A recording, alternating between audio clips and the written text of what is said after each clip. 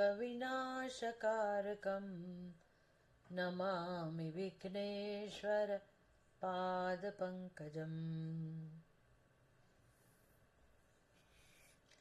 पुष्पदन्त उवाच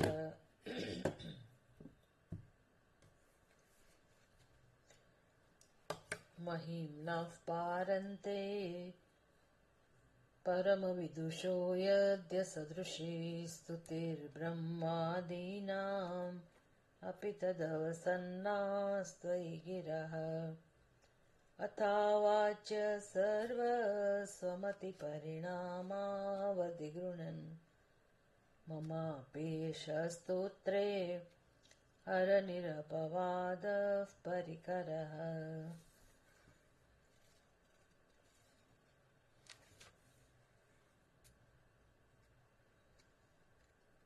આપણે 24મો શ્લોક કરીએ. શ્મશાનેશ્વા ક્રીડા સ્મરહર પિશાચા સહચરાઃ चिताभस्मालेपस्रगपि नृकरोटी परिकरः अमङ्गल्यं शीलं तव भवतु नामैवमखिलं तथापि स्मर्तॄणां वरद परमं मङ्गलमसि. મને લાગે છે અહીં સુધી આપણે કરેલું છે. કોઈને યાદ છે?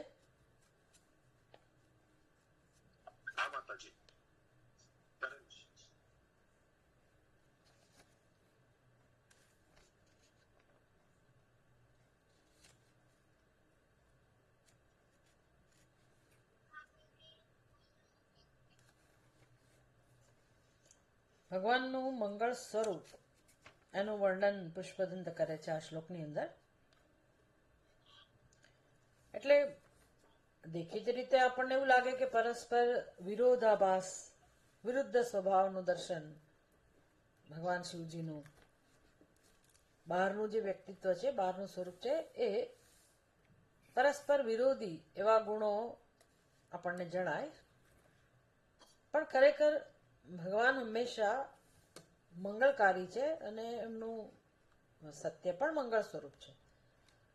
આમ તો આખો સમગ્ર વેદાંતનો જે સિદ્ધાંત છે અથવા તો જે સત્ય છે, સત્યમ શિવમ સુંદરમ અને જેને આપણે કહીએ, એ પરમાત્મા સ્વરૂપ, એનું નામ જ શિવ સ્વરૂપ. અને અત્યારે આ ક્ષણે જે પણ છે એ શિવ જ છે, એ સત્ય છે, એ શિવ છે અને સુંદર જ છે. એટલે કે એ જ મંગળકારી છે. આ વસ્તુ આપણને જણાય, આપણને પોતાને દર્શન થાય કે કેવી રીતે બધું મંગળકારી છે. કારણ કે આપણી આજુબાજુ તો ઘણું બધું અમંગળ પણ હોય, આપણી આજુબાજુ પણ છે. એમ શિવજીની અંદર પણ અમંગળ વસ્તુઓ જણાય છે. ખરેખર તો શિવજીએ જાણે કે બધું પસંદ કર્યું છે અમંગળને પોતાની આજુબાજુ. તો પછી એ મંગળ અને અમંગળ, જો બધું જ શિવ સ્વરૂપ હોય તો એનો અર્થ કે બધું મંગળ હોવું જોઈએ, તો અમંગળ ક્યાંથી આવ્યું? આ બધા પ્રશ્નો આપણને થાય. એટલે જેને આપણે અમંગળ કહીએ છીએ, જે આપણને અમંગળ જણાય છે, જે વિરોધી જણાય છે, એ પણ ખરેખર પરમાત્માની અભિવ્યક્તિ છે. એ આપણે જાણીએ તો બધું મંગળ બની જાય. આ જ્ઞાનનો મહિમા છે. અને આવું દર્શન એટલે શિવનું દર્શન, આવું દર્શન એટલે તત્વનું દર્શન, અને આવું દર્શન એટલું નામ જ મોક્ષ. બસ આટલું જ છે. બીજું કંઈ મોક્ષ મોક્ષ નામની વસ્તુ નથી. સિક્રેટ ઓફ ધ મોક્ષ, આ મોક્ષનું રહસ્ય એટલે આ કે જે છે મંગળ જ છે. પણ કેમ જાણવું? એટલે આપણી બુદ્ધિમાં મંગળ અને અમંગળ આવા વિરોધાભાસી વસ્તુઓ છે, દ્વંદ્વ રહેલા છે. એ દ્વંદ્વનું અધિષ્ઠાન પરમાત્મા છે, ભગવાન શિવજી છે. અને એ શિવજી આપણા કરતા ભિન્ન નથી પાછા. એટલે કે આપણું પણ અધિષ્ઠાન છે. અને જગતમાં જે કંઈ જડ છે, ચેતન છે, સારું છે કે ખરાબ છે, અનુકૂળ છે કે પ્રતિકૂળ છે, મંગળ છે કે અમંગળ છે, શુભ છે કે અશુભ છે, આ બધાનું અધિષ્ઠાન એ સચ્ચિદાનંદ સ્વરૂપ આત્મા છે, ભગવાન શિવજી છે. એ જ્યારે જાણીએ તો પછી આપણે ખરા અર્થમાં ભગવાનની સ્તુતિ કરી શકીએ અને ભગવાનનું દર્શન કરી શકીએ. તો જ સાચા અર્થમાં આપણે જગતને જાણી શકીએ, પોતાને જાણી શકીએ અને ભગવાનને જાણી શકીએ. આ હાઈટ છે, જેને કહેવાય ને કે અંતિમ સા કાષ્ટા સા પરાગત્ય ઉપનિષદ કહે છે કે ભાઈ આ એક અંતિમ સત્ય છે. પણ છે એટલે કે આપણે જે દુનિયામાં જીવીએ છીએ એ એક જ દુનિયા નથી. મનુષ્ય પોતાની બુદ્ધિનો ઉપયોગ કરીને આવી એક જે અદ્ભુત અલૌકિક જે વાસ્તવિકતા છે, આવી જે દુનિયા છે જે સૂક્ષ્મ જગતથી પણ પાર છે ખરેખર તો, એવા સ્વરૂપને મનુષ્ય જાણી શકે છે. એના માટે ભગવાન એને બુદ્ધિ આપેલી છે અને મનુષ્ય પોતાના જીવનમાં આ જગતને ઓળખવાનો પ્રયાસ કરવો જોઈએ. આ ભક્તિ છે, ભક્તિની પરાકાષ્ઠા છે. શિવજીને આ રૂપે જાણવા, શિવજીને માત્ર એક શિવલિંગમાં જ એની આરાધના કરવી કે પછી એનું જે સગુણ રૂપ છે એનું આરાકાર વાળું, ગુણો વાળું, એટલા પૂરતા જ ભગવાનને મર્યાદિત સમજવા એ ભક્તિ તો ખરી, પણ ખરી ભક્તિ એટલે પરમાત્માને આ રીતે એના પારમાર્થિક સ્વરૂપે જાણવા. એટલે પુષ્પદંત ભગવાનના આ પારમાર્થિક સ્વરૂપનું હવે વર્ણન કરે છે. તો શિવજીનું આપણે સ્વરૂપ જાણીએ છીએ, એમાં તો બહુ બધો વિરોધાભાસ રહેલો છે. જેમ કે એમના મસ્તક ઉપર ગંગા પણ છે, ચંદ્રમા પણ છે. તો અતિ પવિત્ર ગંગા પણ છે અને અત્યંત અપવિત્ર એવી ખોપરીઓની માળા પણ છે, ખપ્પર પણ છે ભગવાનના હાથમાં. અમૃત પણ છે એક બાજુ અને બીજી બાજુ વિષધર બીજા સર્પ છે, એ પણ ભગવાને ધારણ કરેલા છે. આમ ઘણી બધી વિરોધાભાસી વસ્તુઓ છે. પોતે યમી છે, યમી એટલે કે આત્મામાં નિષ્ઠ છે, 3 ગુણોથી પર છે, અને છતાંય એટલે કે આવા છે એટલે જ એ દેવી ઉમાને પોતાના અંકમાં ધારણ કરી શકે છે.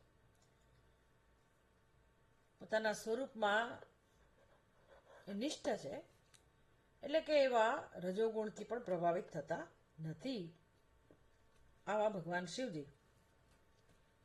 એટલે પહેલા કહે છે કે હે સ્મરહર, આપનો સ્વભાવ કેવો છે? શ્મશાનેશ્વા ક્રીડા, સ્મશાનોમાં આનંદથી ક્રીડા કરવી. પિશાચાહ સહચરાહ, ભગવાનના સહચરો મિત્રો એ કોણ છે? તો કે પિશાચ, જે અત્યંત અમંગળ છે. એટલે એમની સોબત રાખે છે ભગવાન, એમની કંપની રાખે છે પિશાચની. પછી એમના અલંકારોમાં શું છે? ભગવાન મેકઅપ કરે છે કે નહીં? તો ચિતાની ભસ્મ એને ભગવાન પોતાના અંગો ઉપર લગાવે છે, શરીરે ચોળે છે ભસ્મ. અને માળા કોની પહેરે છે? તો કે ખોપરીઓની માળા પહેરે છે ભગવાન. આમ બધી રીતે જોવા જાઓ તો આમાંનું કશું મંગળ નથી. સ્મશાનમાં એમનું રહેવું, એમનું રમણ કરવું, પડ્યા રહેવું, ક્રીડા કરવી, શૃંગી ને ભૃંગી કે બીજા એમના જે પણ ગણો છે બધા, ભૂત પિશાચ, એ બધાની સાથે રહેવું, ચિતાની ભસ્મ ધારણ કરવી અને મનુષ્યના ખોપરીની માળાઓ પહેરવી, આ બધું અમંગળ છે. તો પુષ્પદંત કહે છે કે ભગવાન ભલે આપણું સ્વરૂપ આવું હોય, આવું જણાતું હોય, અમંગલ્યમ શીલમ તવ ભવતું ના બેવમ અખિલમ. તો આ બધું જે ધારણ કર્યું છે તમે, આમ સર્વ રીત ભાત આપની મંગળ છે, છતાં હે વરદ, વરદાન આપનારા, આ તો નામ માત્ર છે, આ કહેવા પૂરતી જ અમંગળતા છે. ખરેખર તો સ્મર્તૃણામ પરમમ મંગલમ અસી.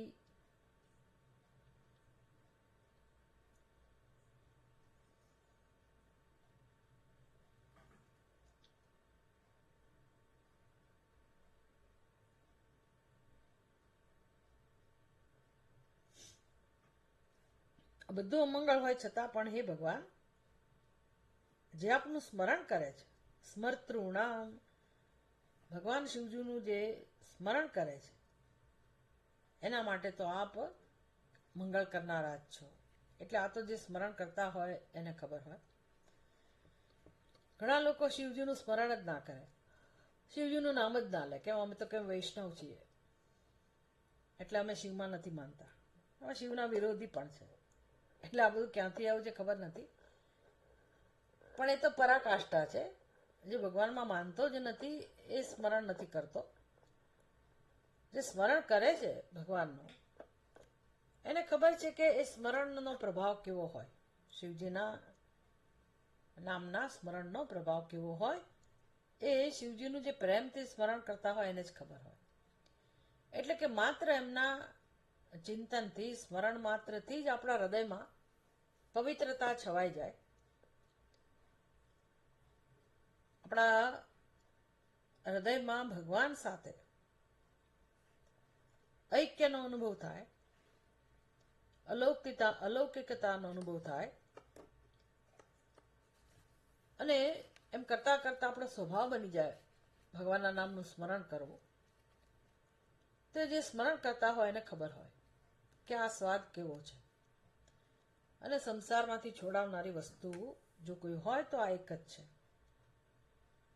એટલે ભગવાન ખરેખર આપ તો પરમ મંગળકારી છો. તો શું કામ આવું બધું કરો છો?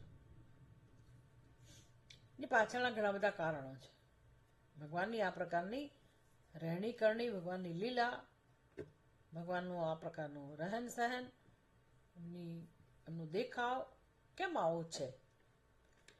એટલે ભગવાન જે છે ને એ આખા બ્રહ્માંડનું પ્રતીક છે, આખા વિશ્વનું પ્રતીક છે ભગવાન. એટલે આવા સ્વરૂપ દ્વારા, વિરોધાભાસ વાળા સ્વરૂપ દ્વારા ભગવાન આપણને મેસેજ આપે છે, સંદેશ આપે છે કે તમે ક્યાંય પણ જગતમાં નજર કરો, તમારા શરીરથી શરૂ કરીને બધે જ, આજુબાજુ, ઘરની અંદર, ઘરના પરિવારના સભ્યોની અંદર, મિત્ર મંડળમાં, સગાવાલામાં, સમાજમાં, વિશ્વમાં, ક્યાંય પણ તમે જાઓ તો તમને બધી જ વસ્તુઓનો અનુભવ થશે, સારું ખરાબ બધું જ. મંગળ પણ હોય ને અમંગળ પણ હોય, સારું પણ હોય ને ખરાબ પણ હોય, આપણને ગમતું પણ હોય અને ન ગમતું હોય એ પણ હોય. એટલે ભગવાન જાણે કે આપણને શીખવાડી રહ્યા છે કે જુઓ, તમારે મારો સ્વીકાર કરવો હોય, તમારે મારું શરણ લેવું હોય, મારું જ્ઞાન પ્રાપ્ત કરવું હોય, મારું ભજન કરવું હોય, તો હું જેવો છું એવો તમે મારો સ્વીકાર કરતા શીખો, મને જાણો. પછી આપણે ભગવાનને એમ કહીએ કે ભગવાન તમે તો મને બહુ જ ગમો છો, હું તો તમારી આરાધના કરીશ, પણ તમે માત્ર ગંગાજીને જ ધારણ કરો કે ચંદ્રમાને જ ધારણ કરો, આ સર્પને હટાવો, આ મોટા મોટા ભોરિંગ આપણા ચહેરા ઉપર છે, ગળા ઉપર છે, એને તમે દૂર કરો તો જ હું તમારી આરાધના કરું, આ ખોપરીની માળા દૂર કરો તો જ હું તમારા દર્શન કરું કે પૂજા કરું. તો એ તો ભગવાન સ્વીકારવાના નથી. એટલે જો આપણે ભગવાન શિવજીને ભજન કરવા માંગતા હોઈએ, એમનું કે એમનું સ્મરણ કરવા માંગતા હોઈએ, કે એમની પૂજા કરવા માંગતા હોઈએ, તો આપણે એ જેવા છે એવો એનો સ્વીકાર કરવો જ પડે, ન ગમે તો. પછી ત્યાં કોઈ પ્રશ્નો કે કોઈ દલીલને સ્થાન જ નથી કે ભગવાન કેમ આવા, કેમ આવી રીતે રહે છે, કેમ આવા કપડાં પહેરે છે. એટલે જે શિવજીના ભક્ત છે એને ભગવાન ગમે તેવા હોય એને પ્રિય જ છે. એમને ધતુરો પ્રિય હોય તો લોકો શોધીને ધતુરો લઈ આવશે અને શિવજીને ચડાવશે. કૃષ્ણ ભગવાનની વાત જુદી છે, પણ ભગવાન શિવજી જેને પ્રિય છે એ લોકો ભગવાન શિવજીને જેવા છે એવા સ્વીકારે છે, પ્રેમ કરે છે. ભગવાનના આ અમંગળ વેશભૂષા એને પણ એના ભક્તો પ્રેમથી સ્વીકારે છે. એટલે ભગવાન કહી રહ્યા છે કે આ વિશ્વનું હું પ્રતીક છું. વિશ્વમાં જે છે એ આ મારા રૂપમાં છે, મારી ઉપાધિમાં છે, મારા સ્વરૂપમાં છે. અને કેમ આવું છે? ભગવાન કહે છે કે હું બધાનો આત્મા છું, બધાનું અધિષ્ઠાન છું. કશી વસ્તુ મારાથી ભિન્ન નથી, સ્વતંત્ર નથી. એટલે અહીંયા આપણને વેદાંતનો ઉપદેશ કામમાં આવે કે મોક્ષ કોને કહેવાય? તો કે બધી વસ્તુઓનો સ્વીકાર, જગતમાં જે પણ છે એ બધાનો સ્વીકાર. કારણ કે આપણા મનમાં સતત વિરોધ જન્મે છે, સતત. અમુક વસ્તુઓ ગમે, અમુક વસ્તુઓ ન ગમે. એટલે આપણે રાગ દ્વેષથી ઘેરાયેલા હોઈએ છીએ, યુક્ત હોઈએ છીએ. અને આવી જે અવસ્થા છે આપણી ચિત્તની, આપણા અંતઃકરણની, આપણી બુદ્ધિની, આવી જે સ્થિતિ છે એનું નામ જ સંસાર. સંસાર એટલે આપણી સંપત્તિ, આપણું ઘર, આપણા બાળકો, આપણો પરિવાર, આપણો વ્યવસાય, એ બધું સંસાર નથી. એવું સંસાર નથી. એક વ્યવસ્થા છે જીવન જીવવાની. પણ આપણી બુદ્ધિમાં જે છે જગત માટે,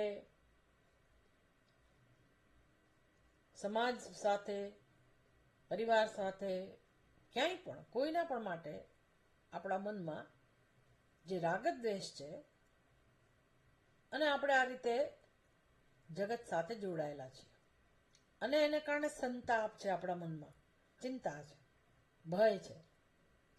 આ બધી જે વૃત્તિઓ જે આપણને નથી ગમતી અને આપણે સહન કર્યા જ કરવું પડે છે, કર્યા જ કરવું પડે છે. ઘરમાં હોઈએ કે ઓફિસમાં હોઈએ કે બહાર હોઈએ કે ક્યાંય પણ હોઈએ. કારણ કે કશું છોડીને આપણે જઈએ તો બહુ તો ઓફિસ છોડીને ગયા, ચાલો છૂટ્યા થોડાક દિવસ. ઘરનાની સાથે ગયા તો ઘરનાની સાથે જે પ્રશ્ન હોય એ પણ આપણી સાથે આવે. તમે ઘરનાને મૂકીને જતા રહો, એકલા જતા રહો, તો જ્યાં તમે જાઓ ત્યાં પણ આ દ્વંદ્વ તો હોવાના જ. તો એની સાથે આપણો વ્યવહાર થવાનો, એટલે વળી પાછો દ્વેષ, રાગ આ બધું હોય. અને આપણે પોતે જ પાછા એવા છીએ રાગ દ્વેષ વાળા. એટલે આપણે પોતાનો સ્વીકાર કરી નથી શકતા. માટે આ રાગ દ્વેષ લઈને જ્યાં જઈએ આપણે, ત્યાં આપણી સાથે સંસાર હંમેશા હોય છે. સંસાર હોય, આ પ્રકારના રાગ દ્વેષ હોય, અને રાગ દ્વેષનું કારણ અજ્ઞાન હોય, અહમ અને મમ આ બધી વૃત્તિઓ હોય. તો આવા દોષને કારણે આપણા હૃદયમાં સતત જે સંતાપ છે, અશાંતિ છે, ચિંતા છે, એમાંથી આપણે છૂટી જ ના શકીએ. એટલે જન્મો જન્મોથી આ બધું લઈને આપણે ફરીએ છીએ. આ નાનું નામ છે સંસાર. આમાંથી જો મુક્ત થઈએ તો મુક્ત થયા કહેવાય. બાકી તમે ગમે તે કરો, આ શરીરમાંથી છૂટ્યા, વળી પાછું બીજું શરીર લીધું, બીજો જન્મ, ત્રીજો જન્મ, એમ અનાદિકાળથી આપણે જન્મ લીધા કરીએ છીએ. પણ પેલો અંદરનો જે સંસાર છે એમાંથી છૂટતા નથી. બીજી બધી યોનિમાં તો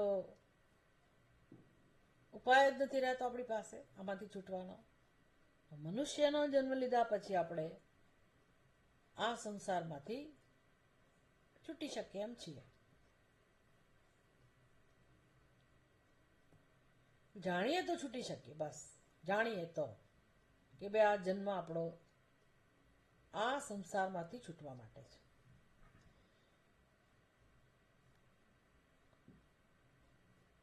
નહીતર સંસાર આપણે વધારતા જઈએ છીએ. એટલે શિવજીની ભક્તિ નું પ્રયોજન સંસારમાંથી મુક્ત થવું એ છે.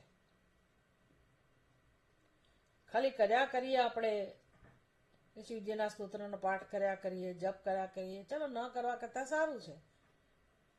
પણ એ બધા કર્યા પછી આપણે શું શીખવાનું છે? તો કે જેનું સ્તોત્ર કરીએ છીએ, જેની પૂજા કરીએ છીએ, જેના જપ કરીએ ને જાણવાના છે, એને ઓળખવાના છે, સાચા અર્થમાં એને ઓળખવાના છે, યથાર્થ રૂપે એમને આપણે જાણવાના છે. યથાર્થ રૂપ કેવું છે? તો કે ભગવાન શિવજી જગતના કોઈ પણ નામ રૂપથી ભિન્ન નથી, તો મારાથી ભિન્ન કેવી રીતે હોય? તો જગતના નામરૂપથી ભગવાન શિવજી ભિન્ન નથી, તો કઈ રીતે નથી? એ અહીંયા પુષ્પદંત સમજાવે છે શિવજીના વર્ણન દ્વારા જ કે ભગવાન શિવજી શું કરે છે? તો કે સ્મશાનમાં ક્રીડા કરે છે. અને એમના મિત્રો તો કે આ બધા પિશાચ છે, સર્પની માળા છે, નૃ કરોટી પરિકરહ, બધા અસ્થિઓ, મનુષ્યના મસ્તકના અસ્થિ સમૂહની ખોપરીઓની માળા બનાવીને ભગવાને ધારણ કરેલી છે. તો આવું ભગવાન ધારણ કરીને શું બતાવે છે? તો કે જગતમાં જે કઈ અમંગળ વસ્તુઓ છે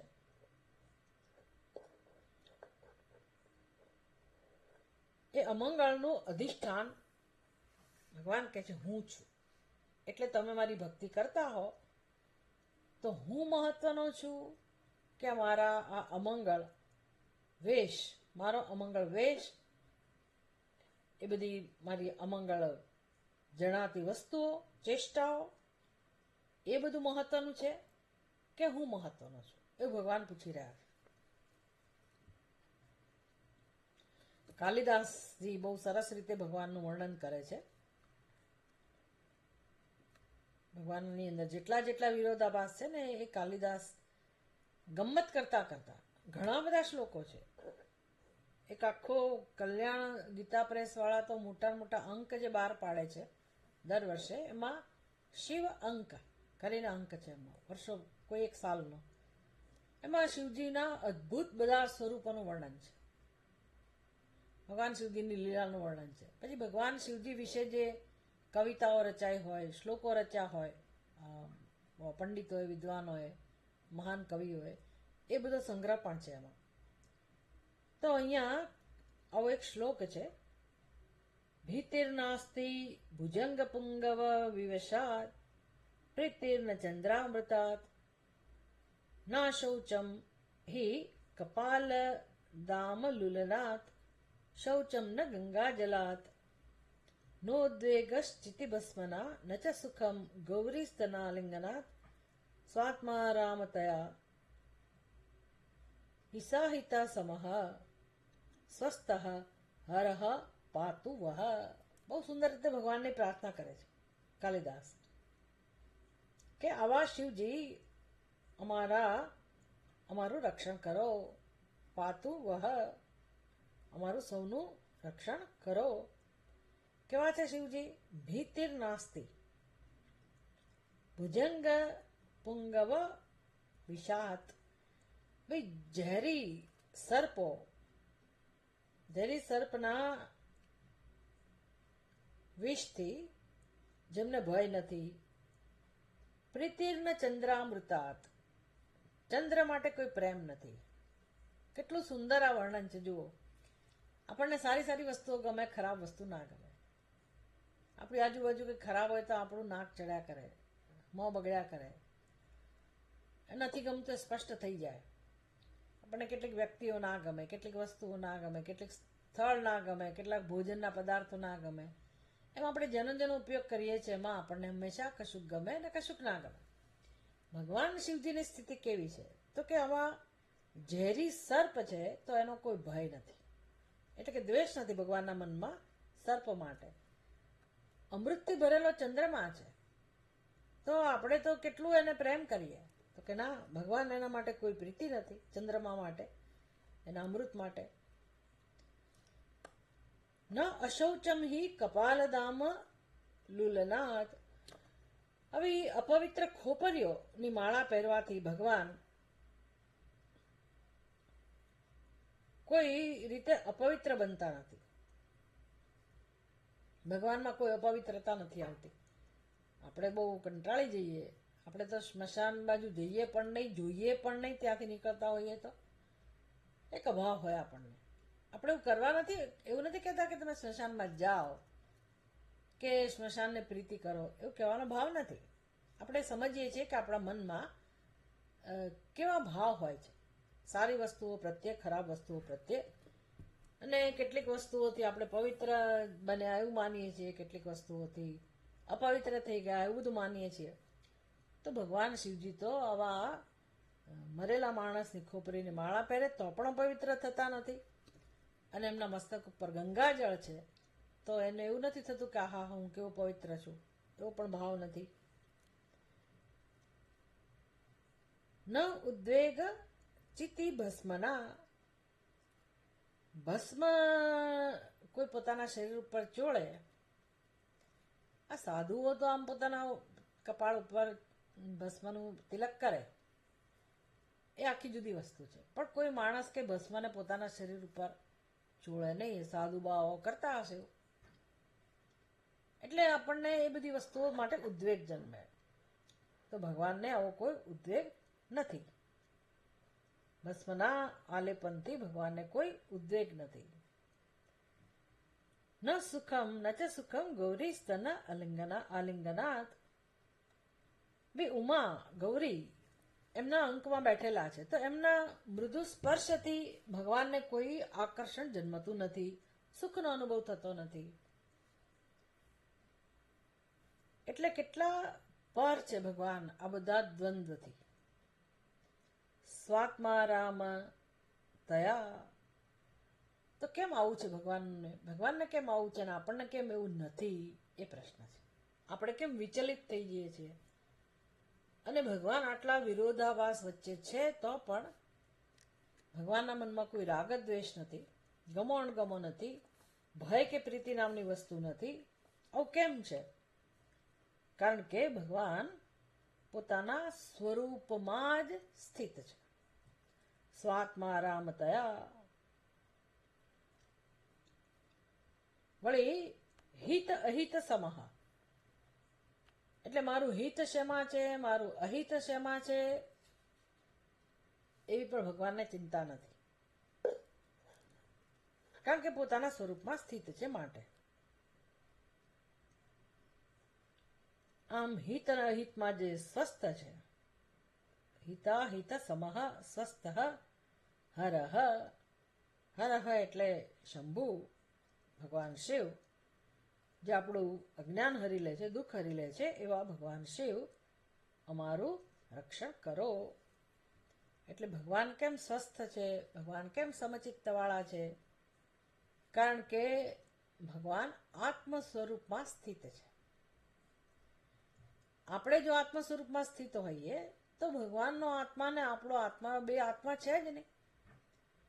આપણે પણ આપણા આત્મ સ્વરૂપને જાણી લઈએ તો આપણે અને ભગવાન વચ્ચે કોઈ હવે ફેર નથી રહેતો. ભગવાનનો જે આત્મા છે એ જ મારો અને તમારો આત્મા છે. આપણી અંદર કેમ આવા દ્વંદ્વ છે, રાગ દ્વેષ છે? કારણ કે આપણે આત્મામાં અહંભાવ નથી ધરાવતા. આપણે શેમાં અહંભાવ ધરાવીએ છીએ? અનાત્મામાં, ઉપાધિમાં. કેમ ઉપાધિમાં અહંભાવ ધરાવીએ છીએ? આત્માને નથી જાણતા માટે. ભગવાન આત્માને જાણે છે, અનાત્માને પણ જાણે છે. તો કોને આત્મા કહેવાય? આત્માને જ આત્મા કહેવાય. તો આત્મા તો દરેકનું સત્ય છે. જેમ માટીને કશાય માટે રાગ દ્વેષ ના હોય. માટીના કેટલા બધા ઘડા બનાવ્યા હોય, ઘણા બધા પાત્રો બનાવ્યા હોય, અને એ પાત્રનો ઉપયોગ જુદી જુદી રીતે થતો હોય પાછો. એ કોઈ કોળિયાની અંદર સરસ મજાનો દીપ પ્રગટાવવામાં આવતો હોય, કોઈ જગ્યાએ અગરબત્તી, કોઈ જગ્યાએ સરસ મજાનું સુગંધિત દ્રવ્ય ભરેલું હોય, કોઈ ઘડાની અંદર કચરો ભર્યો હોય, કે પછી એને પેલું એસ્ટ્રે એવી રીતે ઉપયોગ થતો હોય. ગંદકી ભરી હોય, દુર્ગંધ વાળો પદાર્થ ભર્યો હોય, માટીને કશા માટે રાગ દ્વેષ નથી હોતા? કેમ તો કે માટી બધાનો આત્મા છે. એવી રીતે જગતમાં જે કંઈ છે બધા માટે ભગવાન શિવજી જ એનો આત્મા છે. અકિંચન સન પ્રભવ ચ સંપદામ ત્રિલોકનાથ પિતૃસદ્મગોચર સ ભીમરૂપ શિવ ઇતિ ઉદીર્યતે ન સંતિ યાથાર્થ્યાવિદ પિનાકિન. વળી બીજું મહત્વની વસ્તુ કઈ છે? અકિંચન. પોતે અકિંચન છે, કશું પોતાની પાસે રાખતા નથી, અને ઉપરથી બધી સંપત્તિના પ્રદાતા છે. બધા ઐશ્વર્યનું ધામ છે, ત્રિલોકના નાથ હોવા છતાં જે હસવા આવે એવી વાત કરી છે કાલિદાસે. ત્રિલોકનાથ પિતૃ સદ્મ ગોચર. એટલે હવે કોઈને સાસરીમાં જઈને રહેવું ના ગમે, કોઈ ભાઈઓને, તો ભગવાન શિવજી તો સાસરીમાં રહે છે. હવે એમની એક એના માટે એક રમૂજના રૂપમાં કહેવામાં આવ્યું. એ મને સમજાતું નથી. ભગવાન શિવજી સાસરામાં રહે છે એટલે, એ હિમાલયમાં રહે છે એટલે, તમને શું લાગે છે? સાસરામાં રહે છે એટલે એવું કેમ કહું?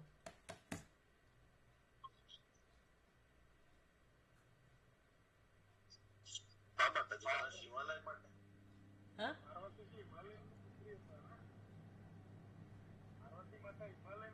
પાર્વતી માતા હિમાલયમાં છે એટલે.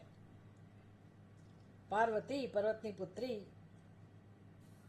ભગવાન શિવજીએ સ્થાન પસંદ કરેલું છે એટલે અહીંયા આ પ્રકારે ભાવ અભિવ્યક્ત કરવામાં આવે. સ ભીમ રૂપ શિવ ઇતિ ઉદીર્યતે. ભયંકર છે અને છતાં કલ્યાણકારી છે. આવા ભગવાન શિવજીને સાચા સ્વરૂપમાં જાણનાર કોઈ નથી. એટલે તો પાર્વતી દેવીના માતા મેનકા, એમને બહુ જ ઉદ્વેગ જન્મેલો, બહુ જ એ તો અપસેટ થઈ ગયા હતા. વિવાહ માટે તૈયાર જ નહોતા કે ભાઈ મારી પુત્રીને હું ત્યાં નહીં પરણાવું. કેમ તો કે આ ભગવાન તો આવા છે, દેખાય જુઓ, આ મારા જમાઈ કેવી રીતે હોઈ શકે, કેવી રીતે હું મારી પુત્રીને સાથે પરણાવી શકું? એટલે ભગવાન શિવજીને ઓળખવા અત્યંત અઘરા છે.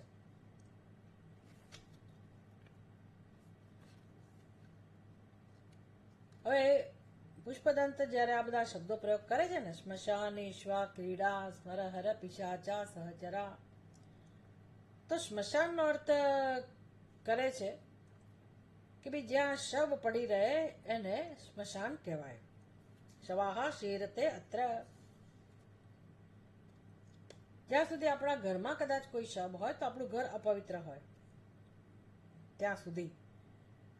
એટલે જ્યાં રોજ રોજ અનેક શબ જ્યાં પડા રહેતા હોય, પછી ભલે એને આપણે અગ્નિ સંસ્કાર કરી દઈએ, પણ એ અપવિત્ર જગ્યા થઈ. આવું ભગવાનનો વાસ છે.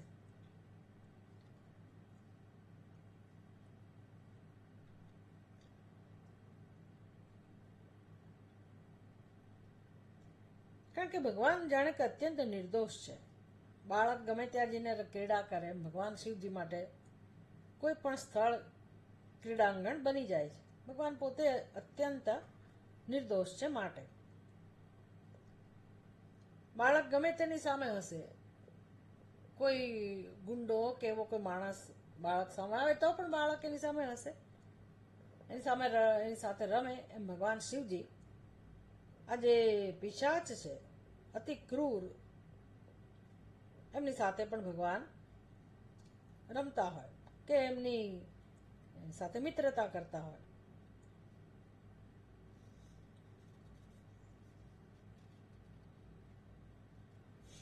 ભગવાન વિષ્ણુની વાત જુદી છે. એમના નામથી, ભગવાન વિષ્ણુના નામથી જ ભૂત પ્રેત ભાગી જાય. ભગવાન શિવજી તો ભૂત પ્રેતની સાથે રહેનારા છે.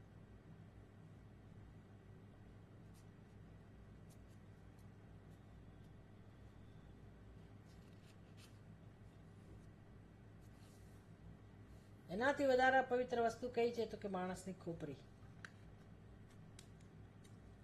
એટલે જીવતા માણસની ખોપરી ભગવાનને પસંદ નથી એવું લાગે છે. મરેલા માણસની ખોપરી ભગવાન પસંદ કરે છે.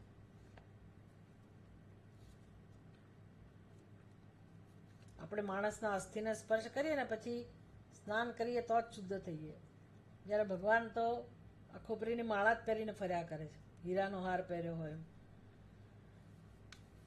એક જગ્યાએ એવું વર્ણન હતું કે ભગવાન શિવજી કેમ ખોપરીને પસંદ કરે છે, તો કે આ માણસ જીવતો હોય અને એની જ્યારે ખોપરી હોય ને તો એમાં બહુ બધી ગરબડ હોય છે, જાત જાતના વિચારો હોય અને એમાં અહંકાર ભરેલો હોય અને રાગદ્વેષ ભરેલા હોય. જ્યારે મરેલા માણસની ખોપરીમાં આવે કોઈ વિચારો નથી, ત્યાં શુદ્ધ ચૈતન્ય છે, એટલે ભગવાન એને પસંદ કરે છે.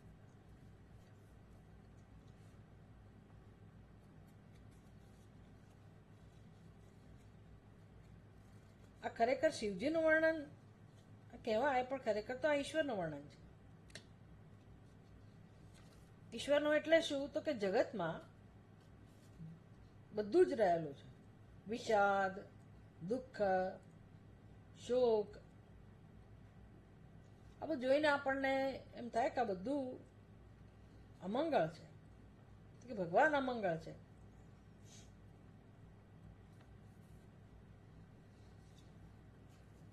પણ એ બધું આપણા અજ્ઞાનનું પરિણામ છે, આપણી કલ્પનાનું પરિણામ છે. જેમ જેમ આપણે આપણા અજ્ઞાનને સમજતા જઈએ તેમ તેમ આપણો લય થતો જાય. આપણો લય એટલે આપણા શરીરનો લય થઈ જાય એવું નહીં. આપણે જેમ જેમ સત્યને સમજતા જઈએ તેમ તેમ આપણને સમજાય કે ભાઈ મારી ઉપાધિ, મારું શરીર પણ ઈશ્વર સૃષ્ટિનો ભાગ છે.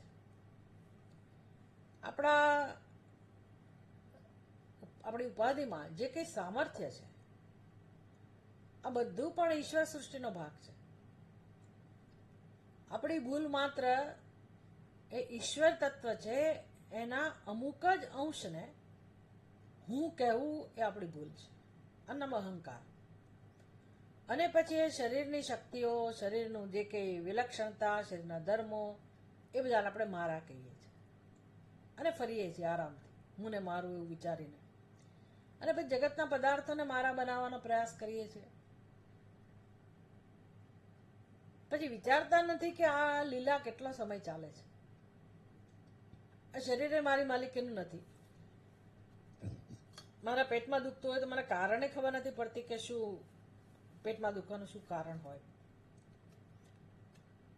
અનુમાનથી બધું કરીએ છીએ આપણે, અને દવા બરાબર લાગુ પડી તો મટી જાય, બરાબર છે. પણ ખરેખર કોઈ જાણતું નથી કે આ આંખો જોવાનું કામ કેવી રીતે કરે છે, કાન સાંભળવાનું કામ કેવી રીતે કરે છે, સમગ્ર શરીરની રચના કેવા પ્રકારની છે, બધો વ્યવહાર કઈ રીતે થઈ રહ્યો છે, આમાં કશું આપણે જાણતા નથી, કશું જ નથી જાણતા. અને આરામથી જીવીએ છીએ હું ને મારું એવું કહીને. થોડુંક વધારે વિચારીએ શાંતિથી તો સમજાય કે ભાઈ આપણે તો કેટલાક સમય પહેલા હતા જ નહીં, આવ્યા છીએ, થોડાક સમય માટે છીએ, જતા રહીશું, તો આ શરીરે છોડી દેવું પડશે. અને જેને મારું કહીએ છીએ એ બધું અહીંયા રહી જવાનું છે. તો પછી આ બધું વચ્ચે જે બધું ચાલે છે નાટક, બધી લીલાઓ, એનું શું પ્રયોજન છે? આ વિચાર નથી કરતા આપણે. ભલે બધું કરીએ પણ વિચાર તો કરવો જ જોઈએ. બીક લાગે છે આપણને, વિચાર કરીશું તો આ બધામાંથી આપણે ક્યાંક વિચિત્ર દુનિયામાં જતા રહીશું, એ બીક લાગે આપણને. અને કોઈ વિચાર કરતું નથી એટલે આપણે ના કરીએ. પણ વિચાર કરીએ તો પછી સમજાય કે વાત તો સાચી છે, કે આ બધું અહીંયા ને અહીંયા જ રહી જાય છે. તો સત્ય શું છે? જો આપણે આપણો વિલય કરીએ આ ઈશ્વર સૃષ્ટિમાં, સત્યમાં, તો પછી હું કોને મંગળ કહું, કોને અમંગળ કહું? અને મંગળ અને અમંગળ એ બધું તો એક દ્રષ્ટિબિંદુ છે. અને આ બધાને આધાર આપનાર તો આત્મા છે, સચ્ચિદાનંદ સ્વરૂપ આત્મા.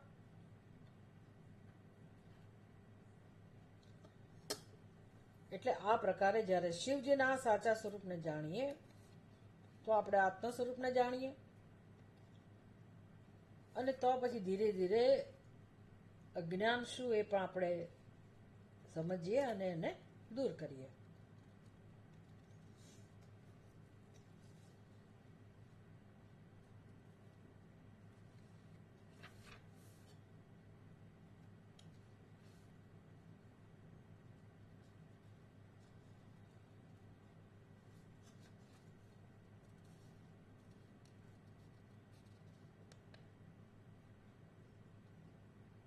ખાસ તો એવું કહેવા માંગે છે પુષ્પદંત કે જુઓ, શિવજી કોઈનો વિરોધ નથી કરતા. કેમ તો કે ભગવાનથી કશું ભિન્ન નથી. તો એક દિવસ આપણી સ્થિતિ પણ એવી બને કે આપણે પણ કશાનો વિરોધ ના કરીએ. એટલે મંગળ જેને કહીએ છીએ એ પણ એક દ્રષ્ટિબિંદુ છે, અમંગળ કહીએ એ પણ એક દ્રષ્ટિબિંદુ છે. તુલસીદાસજી કહે છે રામાયણની અંદર, યમાશ્રિતો હિ વક્રોપી ચંદ્ર સર્વત્ર વંદ્યતે, કે ચંદ્રમાં ગમે તેટલો વાંકો હોય પણ છતાં એ વંદના પ્રાપ્ત કરે છે. કેમ તો કે કોણે ધારણ કર્યો છે? ચંદ્રમાએ કોનો આશ્રય ધારણ કરેલો છે? જેનો આશ્રય કરેલો છે એમાં તો કોઈ વક્રતા નથી. એટલે એવા શિવનો, સદગુરુનો મહિમા આ પ્રકારનો છે કે જ્યાં કશું અમંગળ રહેતું જ નથી.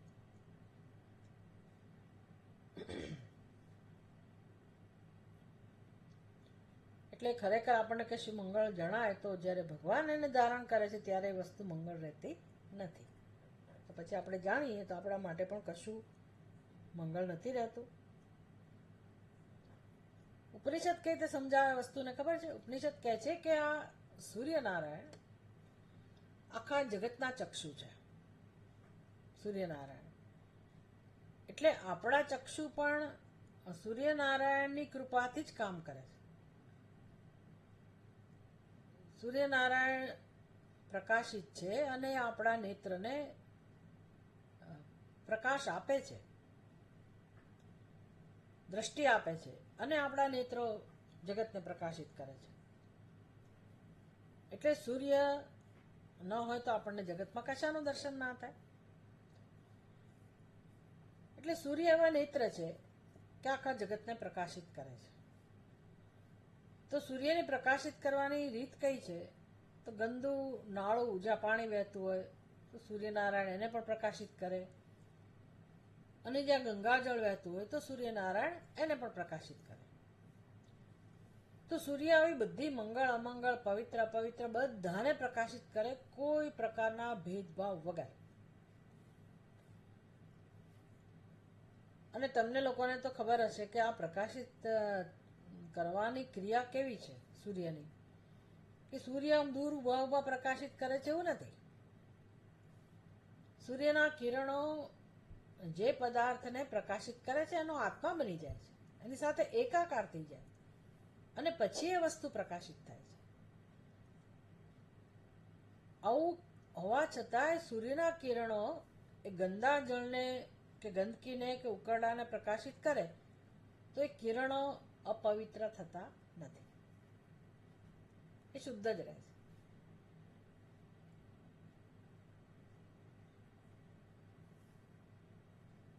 તો પછી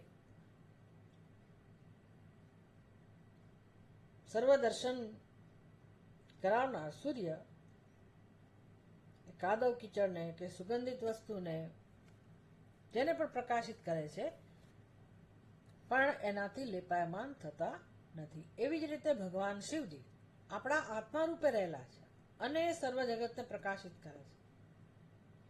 મંગળ, અમંગળ, પવિત્ર, અપવિત્ર, શુભ, અશુભ, સારું, ખરાબ, બધું જ્ઞાન આપણને કોના જ્ઞાનમાં પ્રકાશિત થાય છે? બધી વસ્તુઓ કોના કારણે સમજાય છે? આત્માના જ્ઞાનને કારણે. એટલે સૂર્ય જેમ પ્રકાશિત કરે બધી વસ્તુઓને, સારી ખરાબ, છતાં એ બધાથી અલિપ્ત, અસંગ રહે છે, લેપાયમાન નથી થતો એવો જ આપણો આત્મા છે. બધા પદાર્થોનું, બધા વિરોધાભાસનું, બધી વસ્તુઓનું જ્ઞાન અનુભવ કરાવવા છતાં પણ આત્મા કશાથી લેપાયમાન થતો નથી. એ પવિત્ર જ રહે છે સદા સર્વદા, અને એ જ ભગવાન શિવનું સ્વરૂપ છે. એટલે ભગવાન શિવજી જ આત્મરૂપે રહેલા છે. તો આ રીતે જે ભગવાન શિવજીને જાણે છે એ પણ કશાથી લેપાયમાન થતા નથી, એને કશાનો વિરોધ નથી, અને જગતમાં સર્વત્ર એ વ્યક્તિ સમત્વના દર્શન કરી શકે છે. એટલે કે ભગવાન શિવજીને જાણી શકે છે. આવું જાણવું એમના મોક્ષ. પછી કોના માટે રાગ હોય, કોના માટે દ્વેષ હોય, કોણ આપણા મિત્ર, કોણ આપણા શત્રુ, એટલે અંતિમ સત્ય બસ એ જાણવા માટે આપણો જન્મ થયો છે, મનુષ્યનો જન્મ. એક જન્મનું આ કામ નથી, પણ આપણે એ દિશામાં જેમ જેમ આગળ વધતા જઈએ તેમ આપણી અંદરની દ્રષ્ટિ ખુલતી જાય, અને પછી આપણા સંકલ્પો, ઈચ્છાઓ બધું બદલાય. પછી કુદરત અને ભગવાન આપણને એ રીતે આગળ લઈ જાય, અને આપણે દરેક જન્મમાં ભગવાનની તરફ, સત્યની તરફ આગળ વધતા જઈએ. આ આખું પ્રયોજન છે. તો શિવજીની ઉપાસનાનો આ એક પ્રકાર થયો, શિવજીના સ્મરણનો, શિવજીની સ્તુતિનો આ એક પ્રકાર થયો જે ભગવાનનું અનુસંધાન કરવામાં પણ આપણને ઉપયોગી છે. પછી આની પછીનો શ્લોક પણ બહુ સુંદર છે, પણ આવતે વખતે કરીશું.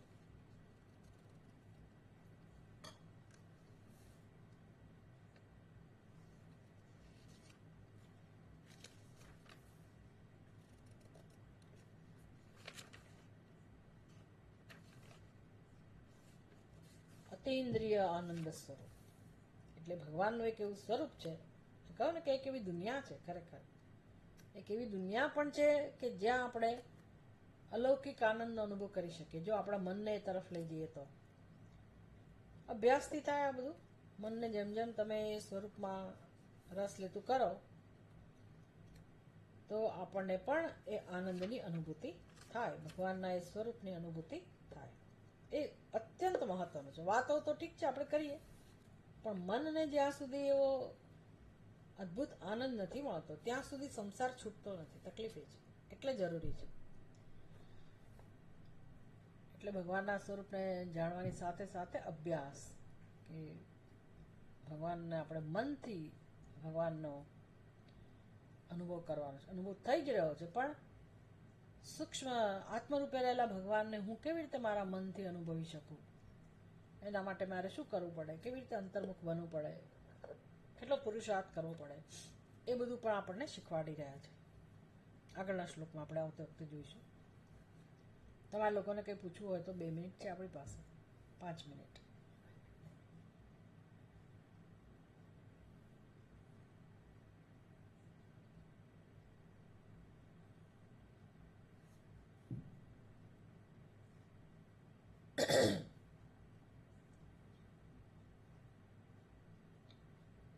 અત્યંત પ્રેક્ટિકલ લેસન આપણને મળે છે અહીંયા આ શ્લોકમાં.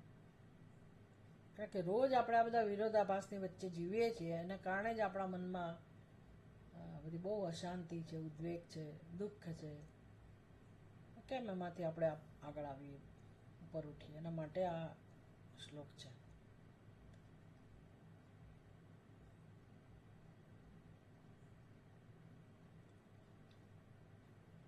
ચલો કંઈ નહીં, આપણે આપણો આજનો સત્સંગ અહીંયા પૂરો કરીએ. હું માનું છું કે બધાને સમજાયું હશે. અઘરો તો હતો આજનો.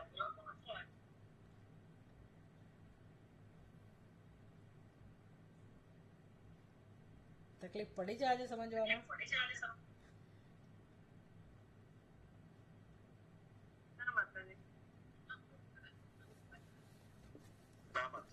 Okay, very good.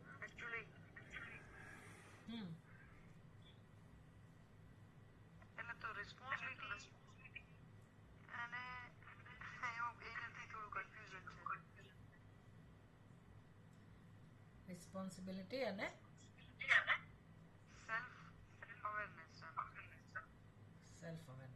Self awareness સાથે રિસ્પોન્સિબિલિટી એવું છે આ. ખરેખર રિસ્પોન્સિબિલિટી હા ડબલ ડબલ અવાજ કેમ આવે છે? કોઈનું બે ચાલુ છે?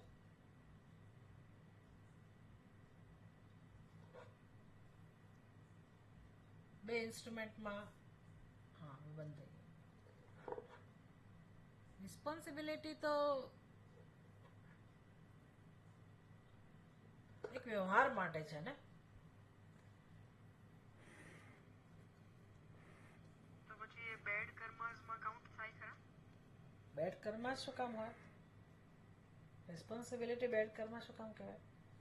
નહીં, if anyone focuses on self awareness અને રિસ્પોન્સિબિલિટીને આમ થોડું સાઈડમાં મૂકે તો એમાંથી બેડ કર્મસ ક્રિએટ કરી એવું ના ના ના ના ના એવું નથી. તમે જે રિસ્પોન્સિબિલિટીને તો આપણે કર્તવ્ય તરીકે આપણે લઈએ જ છીએ, એને ક્યાં બાજુમાં મૂકીએ છીએ. એટલે પણ એટલું ખરું કે ભાઈ સ્વકર્તવ્ય, પોતાનું કર્તવ્ય એ જ્યારે સમય આવે ત્યારે પોતાનું કર્તવ્ય મહત્વ બને છે. તો આ ધારો કે આપણે પોતાના કર્તવ્ય માટે સમય આપ્યો, સત્સંગ કર્યો, બીજી બધી રિસ્પોન્સિબિલિટી બાજુ મૂકી, તો એ કંઈ બેડ કર્મ ના થયું કે નવું કર્મ તમે ખોટું કર્મ ઊભું કર્યું એવું ના થયું. ઉપરથી તમને હવે સમજાવ્યું કે હું મારા દરેક કર્મ આ દ્રષ્ટિબિંદુથી કરું ભગવાન શિવજીને ધ્યાનમાં રાખીને, તો જે રિસ્પોન્સિબિલિટી આપણી જે છે જીવનમાં એ વધારે સારી રીતે નિભાવી શકીએ. બીજા માટેનું જે કર્તવ્ય છે એ વધારે સારી રીતે કરી શકીએ. એટલે સ્વકર્તવ્ય પોતાના આત્મજ્ઞાન માટે કે અવેરનેસ માટે આપણે જે પ્રયાસ કરીએ એમાં આપણી રિસ્પોન્સિબિલિટી વધારે સારી રીતે આપણે એ ફરજ બજાવી શકીએ એ હેતુ રહેલો છે. એટલે આપણે કશું ત્યાગ કરીને કોઈને બાજુએ રાખીને આના માટે પ્રયાસ કરીએ છીએ એવું નથી. આના માટેનો પ્રયાસ મુખ્ય પ્રયાસ હોય તો પછી બીજી બધી જવાબદારી આપણે સારી રીતે નિભાવી શકીએ. લોકો એવું માનતા હોય છે કે ભાઈ અત્યારે તમારી જવાબદારી ઘર સંભાળવાની છે, બાળકો સંભાળવાની છે, ફલાણું કરવાની છે, ઢીકણું કરવાનું છે, એટલે સત્સંગમાં એ લોકોને બહુ રસ ના હોય. એ લોકો એમ કે અમારું આમાં આવી ગયું બધું. હવે આપણે એને શું કહી શકીએ? પણ જે સત્સંગ કરે છે એને આ અનુભવ અથવા તો એને આ બેનિફિટ મળે કે ભાઈ આપણી બાકીની જવાબદારી છે વધારે સારી રીતે આપણે નિભાવી શકીએ, સારી રીતે કામ કરી શકીએ. એ રીતનો આપણો સત્સંગ હોય છે. એટલે આ સ્વાર્થવાળો સત્સંગ નથી, કર્તવ્ય નથી. આપણને સામર્થ્ય મળે છે કે મારી બીજી જવાબદારી હું કેવી રીતે કરું. તમે 24 કલાક કરતા હો તો જુદી વાત છે, તો પછી સંન્યાસી બની જાઓ, ક્યાં ના છે. ભગવાન એની છૂટ આપે છે, પણ એ તો આપણે એવી સ્થિતિમાં નથી એટલે શું કરવાનું, એ આખી જુદી વસ્તુ. તમે થોડાક સમય જ આપો છો ને, આખું દિવસ તો આપતા નથી. અને અનુકૂળતા હોય તો તમે કરી શકો, થોડાક વધારે સમય આપો તો કંઈ વાંધો નથી. જેટલી જવાબદારી કરવાની છે મિનિમમ એટલી જવાબદારી સ્વીકારો અને આગળ વધો, એવું છે.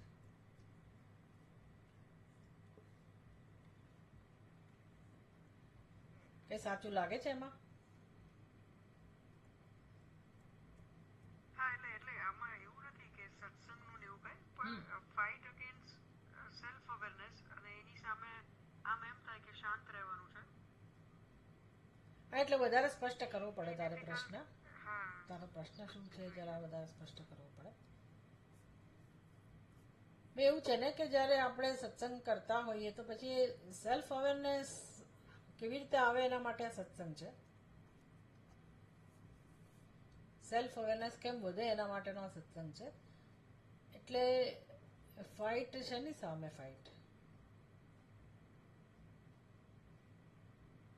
એટલે આપણે પેલું હોય ને કે ખોટું સહન ના થાય અને પછી ઉપાધિ કરી નાખી જાતે જ જાતે. અને when we are aware કે ચર્ચા કરવાથી કઈ સોલ્યુશન નથી આવવાનું. કઈ નહીં, ભગવાન છે ને. કરવો ને એ સત્સંગ વધારવાથી કંટ્રોલ થશે. હા, તો એમાં આપણે અગેન્સ્ટમાં ક્યાં ગયા? આપણે ફાઇટ ક્યાં કરી? આપણે ભગવાનના શરણે જઈએ પછી છીએ. એવું થાય કે less communication with the human. એવું નથી, જે જરૂર હોય તો કરો, ના જરૂર તો કે પરાણે કમ્યુનિકેશનની જરૂર નથી, પણ જેટલું કરીએ એટલું આપણે પછી સ્વસ્થ ચિત્તે કરી શકીએ, એટલું તો ખરો.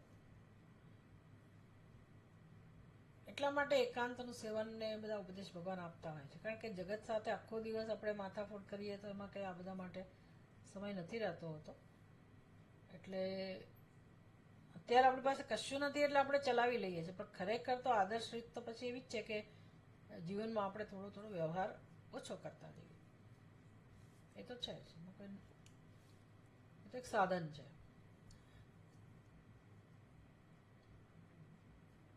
જરૂર ન હોય તો પછી ન વધારીએ. એવી સ્થિતિમાં હોઈએ કે ભાઈ કરવું જ પડે તો જુદી વાત છે, પણ બાકી છોડવાથી કંઈ ગુમાવવાનું ના હોય અને આપણું જીવન સારી રીતે ચાલતું હોય તો કરી જ શકાય ઓછો વ્યવહાર, એમાં કંઈ જ ખોટું નથી. મને એટલો ઓછો વ્યવહાર કરીને જેટલું જરૂરી હોય એટલો કામ કરતાં કરતાં, ફરજ બજાવતા બજાવતા તમે ભજન સત્સંગ કરી શકો, પૂજા પાઠ કરી શકો, એમાં કંઈ જ ખોટું નથી. તમે કંઈ ખોટું કર્મ ઉત્પન્ન કરતા નથી. એના માટે કોઈનો તિરસ્કાર નથી કરતા. પણ હા, માતા તરીકે તમારો રોલ જુદો હોય. પછી તમે એમ કહો કે ભાઈ બાળકને ઉછેરવાનું બાજુ રાખીને સત્સંગ કરું 24 કલાક કે 8-10 કલાક, તો એ ખોટી વાત છે. એટલે એવી જવાબદારી ન હોય તો જુદી વાત છે. ઓફિસમાં જવાનું હોય, બીજા કર્મો કરવાના, તો જે સમય જ્યાં આપવાનો હોય એટલો આપવાનો. ઓમ પૂર્ણમદ પૂર્ણમિદમ પૂર્ણાત પૂર્ણમુદચ્યતે પૂર્ણસ્ય પૂર્ણમાદાય પૂર્ણમેવાવશિષ્યતે. ઓમ શાંતિ શાંતિ શાંતિ. હરિ ઓમ. શ્રી ગુરુભ્યો નમઃ. હરિ ઓમ. ચાલો બધાને જય શ્રી રામ. જય શ્રી રામ.